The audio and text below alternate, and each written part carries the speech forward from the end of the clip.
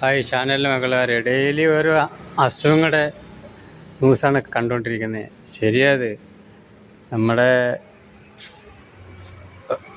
നമ്മുടെ നാട്ടിലെ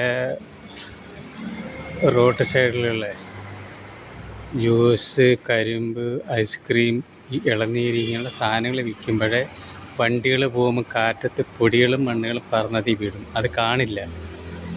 ജനങ്ങളെന്താ പെട്ടെന്ന് വണ്ടിയിൽ വന്ന് സൈഡ് ഒതുക്കി വണ്ടി ഇരുന്നുകൊണ്ട് തന്നെ മേടിച്ച് കുടിച്ചു പോകും. നമ്മൾ തന്നെ നമ്മുടെ രോഗങ്ങൾ.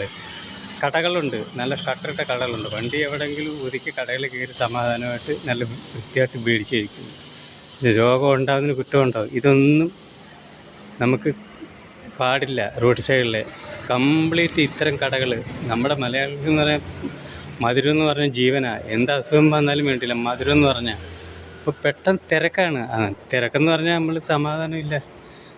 നമ്മളുണ്ടല്ലോ വണ്ടിയിൽ പോകുമ്പോൾ തന്നെ റോഡിലെ ആൾക്കാർ സ്പീഡിൽ പോയിട്ട് നോക്കുമെങ്കിൽ വണ്ടിയുടെ മേളിൽ കൂടെ പോകാൻ നോക്കും. എന്ന് പറഞ്ഞാൽ എല്ലാത്തിനും സ്പീഡാണ്, ഒന്നിനും സമയമില്ല.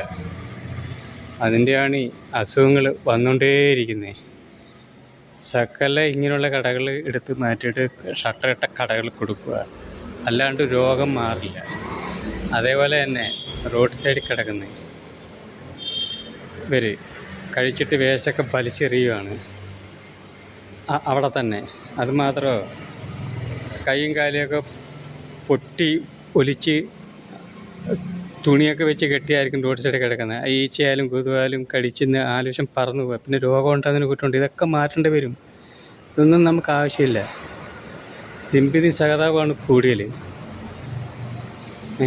ഇതിൻ്റെയൊക്കെ വിഷമങ്ങൾ പോലീസ് സംവിധാനങ്ങളാണ് റോഡ് സൈഡ് ഓരോരുത്തർ കാണിക്കുന്നത് കണ്ടു കഴിഞ്ഞാൽ അവരാണ് ഇതിൻ്റെയൊക്കെ പിന്നാലെ പോയിട്ട് വേണ്ടുന്ന കാര്യം ചെയ്തു കൊടുക്കുന്നത്.